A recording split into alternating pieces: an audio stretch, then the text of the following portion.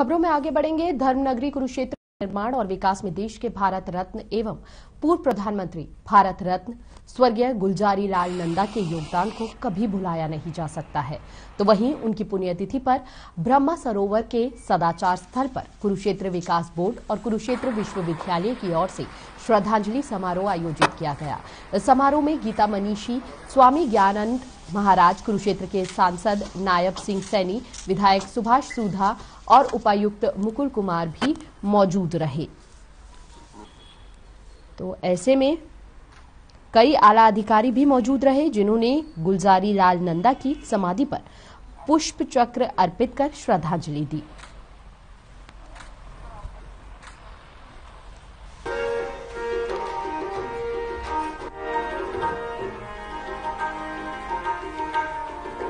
पूर्व में 2 बार कार्यरत प्रधानमंत्री रहे श्री गुलजारी नंदा जी को आज यहाँ पर हम श्रद्धांजलि देने के लिए एकत्रित हुए।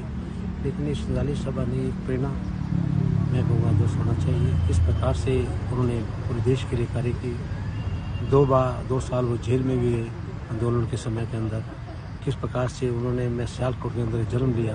जन्म लेने के बाद वहाँ पर उच्च शिक्षा प्राप्त करी। शिक्षा प्राप्त करने के बाद बम्बई विधानसभा के मेंबर भी रहे और उसके साथ साथ योजना बोर्ड के 2 बार वो उपाध्यक्ष भी रहे। उसके बाद मैं कहूँगा जिस प्रकार से 2 बार प्रधानमंत्री रहे, उन्होंने किस प्रकार से कुरुक्षेत्र का उनका आगमन। आज गुलजारी लाल नंदा जी जो देश के एक बार नहीं 2 बार कार्यवाहक प्रधानमंत्री रहे हैं, आज उनकी पुण्यतिथि है। उस पुण्यतिथि के अवसर के ऊपर आज यहाँ कुरुक्षेत्र उनकी समाधि स्थल के ऊपर उनको नमन करने का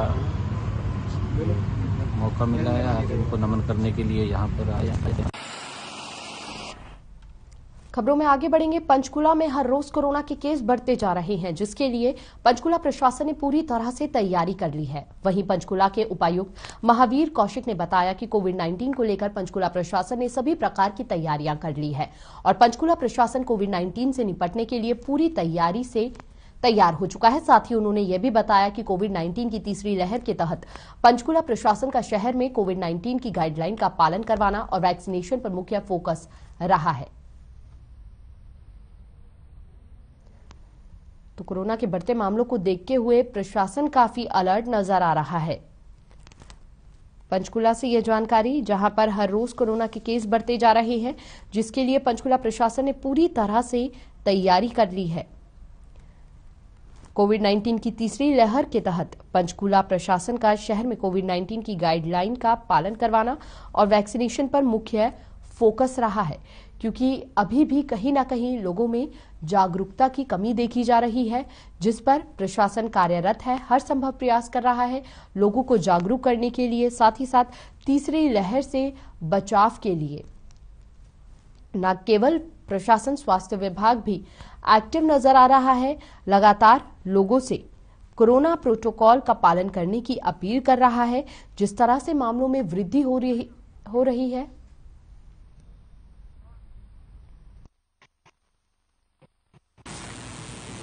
तीसरी लहर के दृष्टिगत जिला प्रशासन पंचकुला का 2 इश्यूज के ऊपर मेन फोकस रहा है।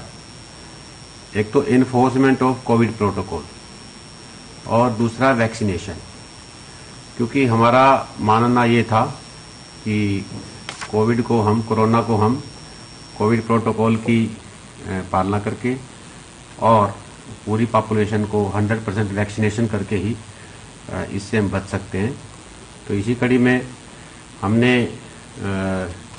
दिसंबर के माह से, जब से ये जो केसेस बढ़ने शुरू हुए थे, तभी से हमने कोविड प्रोटोकॉल की इन्फोर्समेंट के लिए 14 इंसिडेंट कमांडर्स की अध्यक्षता में टीमें गठित की हुई हैं और इन 14 टीमों ने 1 दिसंबर से लेके 11 जनवरी तक 3539 चालान किए मास्क ना पहनने के कारण, और लोगों पे 17,69,500 रुपये जुर्माना किया।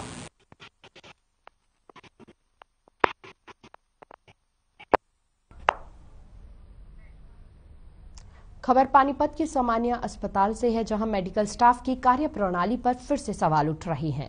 इस बार फार्मासिस्ट पर आरोप लगे हैं कि उसने अस्पताल के कर्मचारी से बदसलूकी की है। कर्मचारी दवाई लेने गया हुआ है, उस दौरान फार्मासिस्ट ने बदसलूकी की। कर्मचारी ने बताया कि पहले तो उसे दवाई के लिए मना कर दिया, जब उसने विरोध किया तो उसके साथ बदसलूकी की गई है।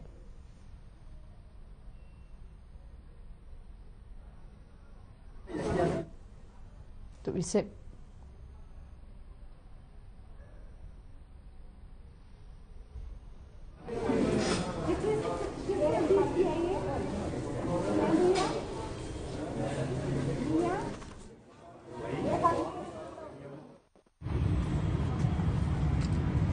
वो उससे दवाई लेने गया था, तो उसने ये कह दिया कि मेरे पास दवाई नहीं है।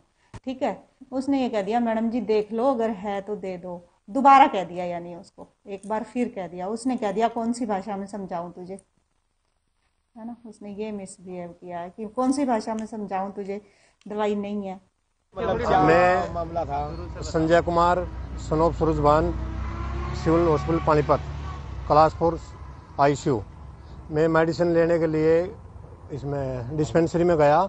वहाँ फार्मासिस्ट बैठी रेशमी, हाँ, उसने मेरे साथ गाली गलौज की, मारने के लिए बाहर आई, जिसमें मेरे साथ हमारी इंचार्ज सीमा स्टाफ भी है, हाँ, वो मेरे साथ थी। भी दवाई थी वो मेरे पास अवेलेबल नहीं थी, और उसके लिए मैं लिख के दे सकती हूँ कि मेरे पास नहीं है। तो उन्होंने मुझे बोला कि वहाँ पे पड़ी होगी एक दवाई में, तेरे क्या जोर पड़ रहा है उठा के देने में। तो मैंने उसको बोला कि जो भी लैंग्वेज में आपको समझ में आता है उसमें बता दो, मैं आपको ये बता दूंगी कि वो दवाई नहीं है। बस इसी बात पे वो मेरे साथ लड़ने लग गए। और फिर जब उन्होंने उल्टा बोला तो मैं उनके पास गई थी कि गलती किसकी है। मैं उस स्टाफ नर्स को भी यही बताने के लिए गई थी, पर वो भी उसी की साइड थी।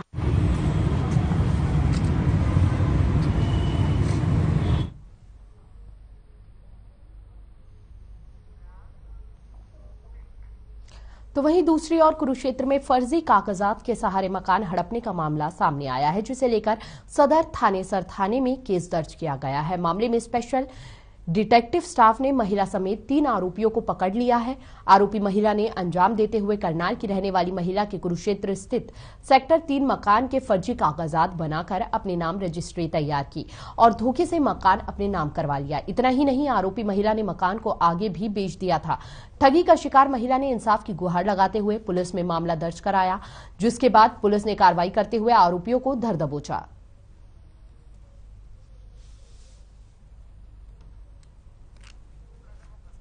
तो हैरानी की बात यह रही कि एक महिला भी इस गैंग में शामिल थी। हालांकि पुलिस के हत्थे चढ़ गई है महिला भी। आरोपी थी उसने अंजाम देते हुए करनाल की रहने वाली महिला के कुरुक्षेत्र स्थित सेक्टर 3 मकान के फर्जी कागजात बनाकर अपने नाम रजिस्ट्री तैयार की और धोखे से मकान अपने नाम करवा लिया। इतना ही नहीं, महिला ने मकान को आगे तक बेच दिया था। और अगली खबर अंबाला से है, जहां पुलिस अधीक्षक कार्यालय में प्रेस कॉन्फ्रेंस कर आरोपी अंकित राणा की गिरफ्तारी के संबंध में जानकारी देते हुए अतिरिक्त पुलिस अधीक्षक पूजा डाबला ने बताया कि उन्हें सदर थाने में शिकायत मिली थी, जिसमें शिकायतकर्ता ने कहा था कि भूपी राणा गैंग उसे फोन करके डरा धमका रहा है और पैसों की डिमांड कर रहा है। वहीं इस मामले में अंबाला के SHO के नेतृत्व में टीम बनाकर तुरंत कार्रवाई करते हुए मनीष हांडा समेत 2 लोगों को रात में गिरफ्तार कर लिया गया। 2 दिन की रिमांड पर लिया गया है।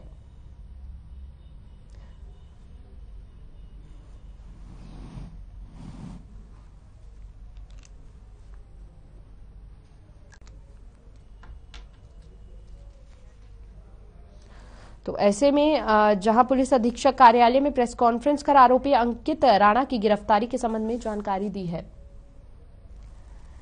अतिरिक्त पुलिस अधीक्षक पूजा डाबला ने बताया कि उन्हें सदर थाने में शिकायत मिली थी, जिसके बाद शिकायतकर्ता ने कहा था कि भूपी राणा गैंग उसे फोन करके डरा धमका रहा है और पैसों की डिमांड कर रहा है। वहीं इस मामले में अंबाला के SHO के नेतृत्व में टीम बनाकर तुरंत कार्रवाई करते हुए मनीष हांडा समेत 2 लोगों को रात में ही पुलिस द्वारा गिरफ्तार कर लिया गया और ऐसे में उन दोनों को रिमांड पर भेज दिया गया है। तो ऐसे में पुलिस को कहीं ना कहीं बड़ी सफलता हाथ लगी है। लंबे समय से इन आरोपियों की गिरफ्तारी का इंतजार पुलिस कर रही थी और ऐसे में अब जाकर पुलिस के हाथ यह बड़ी सफलता लगी है। आरोपी पर पहले से ही 7 मुकदमे दर्ज है अलग अलग मामलों पर और कई और मामलों में आरोपियों के संलिप्त होने की उम्मीद जताई जा रही है। माना जा रहा है कि अब कहीं ना कहीं अपराधों में कमी आएगी, क्योंकि लगातार आपराधिक घटनाओं को अंजाम देते हुए नजर आ रहे थे ये आरोपी। ऐसे में इन आरोपियों पर पहले से ही 7 मुकदमे भी दर्ज है। मामले पर संज्ञान लेते हुए अंबाला के एसएचओ के नेतृत्व में टीम को गठित किया गया और ऐसे में टीम ने तुरंत कार्रवाई करते हुए मनीष हांडा समेत 2 लोगों को गिरफ्तार कर लिया है। हालांकि दोनों को रिमांड पर भेज दिया गया है। लगातार पुलिस प्रशासन पूछताछ कर रहा है आरोपियों से। उम्मीद जताई जा रही है कि कई और मामलों में संलिप्त होने की आशंका है आरोपियों की और कई और मामलों का भी खुलासा हो सकता है। तो एक शिकायत पर पुलिस द्वारा यह संज्ञान लिया गया, जिसके बाद आरोपी जो था उस पर पहले से ही 7 मुकदमे दर्ज थे, यानी कि पहले भी आरोपी कई मामलों में संलिप्त रहा है और कई आपराधिक घटनाओं को अंजाम दे चुका है। हालांकि अब पुलिस के हाथ ये बड़ी सफलता लगी है, पुलिस ने गिरफ्तार कर लिया है। और अब खबर में बढ़ेंगे आगे। यमुनानगर के कई गांव में अभी भी पानी के रुके होने से फसलें तबाह हो चुकी है। देखिए, पहले से ही कोरोना काल के चलते लॉकडाउन लगा हुआ था, किसान पहले से ही परेशान थे, लेकिन एक बार फिर से हरियाणा के विभिन्न इलाकों में पिछले दिनों हुई बरसात का पानी जमा होने के कारण फसलों में यह परेशानी आई है। आपको बता दें कि